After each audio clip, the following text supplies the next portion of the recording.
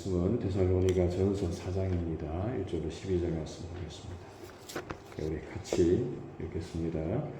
그러므로 형제들아 우리가 끝으로 주 예수 안에서 너희에게 구하고 권면하노니 너희가 마땅히 어떻게 행하며 하나님을 기쁘시게 할 수 있는지를 우리에게 배웠으니 곧 너희가 행하는 바라 더욱 많이 힘쓰라.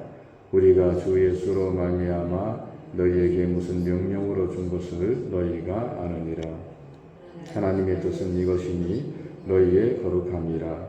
곧 음란을 버리고 각각 거룩함과 존귀함으로 자기 안에 대할 줄을 알고 하나님을 모르는 이방인과 같이 세ገብ을 따르지 말고 이 일의 분수를 넘어서 형제를 해하지 말라. 이는 우리가 너희에게 미리 말하고 증언한 것과 같이 이 모든 일에 주께서 신원하여 주심이라. 하나님이 우리를 부르심은 부정하게 하심이 아니요 거룩하게 하심이니 그러므로 저버리는 자는 사람을 저버림이 아니요 너희에게 그의 성령을 주신 하나님을 저버림이니라. 형제 사랑에 관하여는 너희에게 쓸 것이 없음은 너희들 자신이 하나님의 가르치심을 받아 서로 사랑함이라.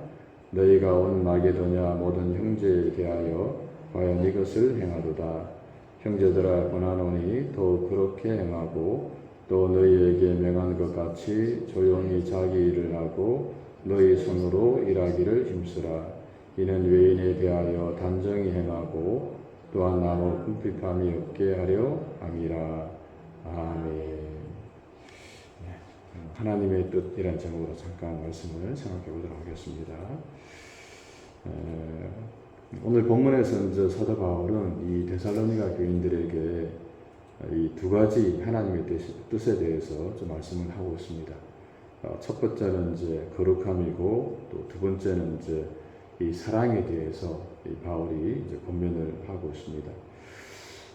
특별히 이제 1절과 2절에서 바울은 이제 이것을 이제 우리에게 배웠으니 곧 너희가 행하는 바라 더욱 많이 힘쓰라라고 이렇게 말하면서 이 거룩함과 형제 사랑에 대해서 이제 더 많이 이렇게 정말 하나님 앞에서 이렇게 믿음으로 행할 것을 요구하고 있는 것을 볼 수가 있습니다. 먼저 이제 거룩함에 대해서는 바울은 이제 이 4절과 6절에서 이제 이렇게 말씀하고 있습니다. 곧 음란을 버리고라고 말하는데 어떻게 보면 이제 거룩함이라고 하는 것 자체가 이제 이 음란을 버리는 것이다라고 이렇게 바울이 말을 하고 있습니다. 그러면서 각각 거룩함과 존귀함으로 자기 안에 대할 줄을 알고라고 말하고 있습니다만은 여기서 이제 자기 안에라고 하는 것이 뭐 다르게 보면 또 자기 몸이라고도 이야기할 수가 있습니다. 그러니까 자기 몸을 거룩함과 존귀함으로 그렇게 여기면서 하여튼 그렇게 자기 몸을 대해야 된다라고 이렇게 해석을 할 수가 있습니다. 그러니까 5절에 이제 하나님을 모르는 이방인과 같이 세욕을 따르지 말고 이 일의 분수를 넘어서 형제를 해하지 마라라고 이렇게 바울이 말하는 것을 좀 보게 됩니다.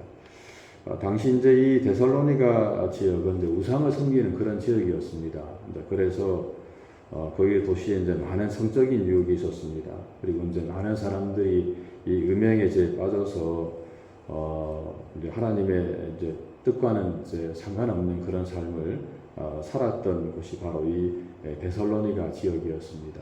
그래서 그것을 잘 알고 있던 이제 바울은 이제 이 데살로니가 교인들에게 특별히 이 음란에 대해서 이제 성적인 이 문제에 대해서 이야기하면서 하나님을 모르는 이방인과 같이 그렇게 이제 정욕을 따르지 말고 이 일의 분수를 넘어서 형제를 해하지 말라라고 이렇게 말을 하고 있습니다. 그러면서 특별히 우리가 너희에게 미리 말하고 증언한 것과 같이 이 모든 일에 주께서 신원하여 주심이라 그랬는데 만약에 이제 음란을 따르고 육신의 정욕을 따라 살게 되면 하나님으로부터 심판을 받게 될 것임을 바울은 다시 한 번 더 좀 강하게 경고하고 있는 것을 볼 수가 있습니다.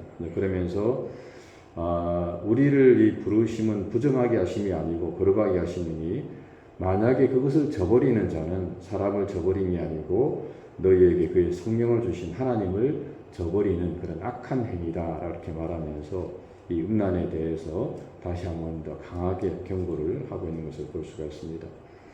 두 번째로 이제 바울은 이 사랑에 대해서 좀 말씀을 하고 있는데, 근데 이제 바울은 이 형제 사랑에 대해서는 이 데살로니가 교인들에게 더 이상 이제 말할 것이 없다라고 이렇게 말을 하는 것을 우리가 볼 수가 있습니다. 이유는 이 데살로니가 교회가 이 형제 사랑에 대해서는 정말 그들이 너무나도 이제 잘 이렇게 사랑을 하면서 이 하나님의 가르침을 받아서 서로 잘 사랑했기 때문에 그렇다라고 오늘 본문에서 말씀을 하고 있습니다. 그들이 이제 서로 간의 사랑을 한 것뿐 아니고 그들의 사랑이 이 마게도냐 온 형제에 대하여 가인 이웃을 향하도다 그랬는데, 그러니까 이제 그들이 있는 그 데살로니가를 넘어서서 마게도냐까지 그들의 사랑이 이렇게 번져갔다라고 이렇게 말을 하고 있습니다. 이제 이 데살로니가 이 교인들이 이렇게 뜨겁게 사랑했던 이유는 이제 물론 외부의 어떤 핍박 때문에 아마 더 이렇게 사랑했을지도 모르겠습니다. 뭐 우리가 잘 아는 것처럼 이제 바깥에서 이렇게 핍박을 가하면 안에서 더 결속이 되는 것처럼 이 데살로니가 교회도 외부에서 많은 어떤 핍박과 어떤 압력을 통해서 그들이 더욱더 이제 결속이 되면서 더욱더 뜨겁게 사랑을 했다고 우리가 좀 생각을 해볼 수가 있습니다.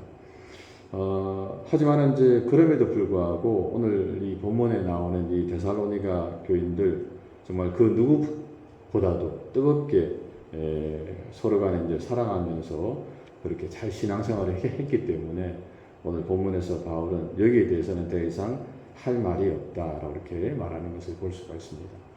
그러니까 사실은 이제 교회가 이 사랑이 넘쳐야 되겠지요. 정말 교회에 사랑이 없는 교회라고 한다면 정말 그것을 교회라고 우리가 부를 수가 없습니다. 그러니까 교회 안에는 그 무엇보다도 정말 사랑이 넘치고 또 이 사랑을 통해서 또 온 성도들이 하나가 되는 그 모습이 정말 중요한 것을 성경은 늘 우리에게 말씀을 하고 있습니다. 믿음과 소망과 사랑, 그 세 가지가 정말 중요합니다만, 하지만 그 중에서도 가장 중요한 것이 사랑임을 성경은 늘 우리에게 말씀을 하고 있습니다. 근데 사실은 오늘날 교회 내에 이 사랑이 이 사랑이라고 하는 것, 이 사랑이 정말 중요한데, 교회 내에 이 사랑이 많이 식어져 있는 것을 우리가 또 볼 수가 있습니다. 더 뜨겁게 사랑을 해야 되는데, 이 사랑을 우리가 하기보다는 정죄하고 판단하는 우리의 모습을 좀 많이 볼 수가 있습니다. 이제 이런 면에서 우리가 정말 형제를 더욱더 사랑하고 이웃을 사랑하는 그런 모습으로 우리가 좀 살아야 될 줄로 믿습니다. 마지막으로 이제 바울은 우리 11절에서 이 데살로니가 교인들에게 이제 조용히 자기 일을 하고 너희 손으로 일하기를 힘쓰라라고 이렇게 권면하는 것을 좀 볼 수가 있습니다. 그러니까 이제 이때의 이 데살로니가 교인들은 이 종말론적인 어떤 좀 삶을 좀 살아가면서 특별히 이제 곧 예수님께서 재림하실 것이다라고는 이 잘못된 종말론으로 인해서 이 당시 데살로니가 교인들이 이제 자기의 손으로 일하기를 힘쓰지 않고 다른 사람들의 좀 이렇게 기대어서 이렇게 좀 생활하는 그런 사람들이 많았던 것 같습니다. 그래서 바울은 여기에 대해서 이야기하면서 조용히 자기를 하고 너희 손으로 힘쓰기를 일하기를 힘써야 된다라고 이렇게 이야기를 하고 있습니다.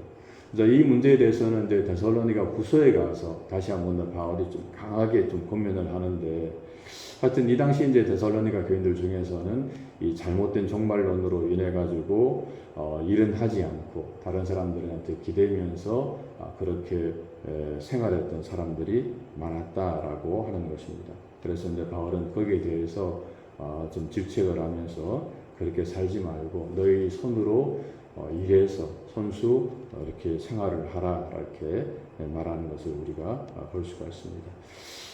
오늘 이 본문에 이제 세 가지 하나님의 뜻에 대해서 말씀을 하고 있습니다. 물론 성경에 이제 하나님의 뜻이 많이 나옵니다만은 오늘 본문에서 사도 바울은 특별히 데살로니가 교회를 향해서 이 음란의 문제, 그리고 사랑의 문제, 그리고 이제 손수 이렇게 일해서 이렇게 먹고 사는 문제에 대해서 이야기하면서 이것이 바로 하나님의 뜻이다라고 말하면서 이렇게 살아갈 것을 권면을 하고 있습니다. 오늘도 우리들도 이제 이 모습을 우리가 이 말씀을 통해서 이런 모습으로 하나님 앞에 믿음으로 살아가는 복된 하루가 되시기를 주님의 이름으로 간절히 부탁을 드립니다.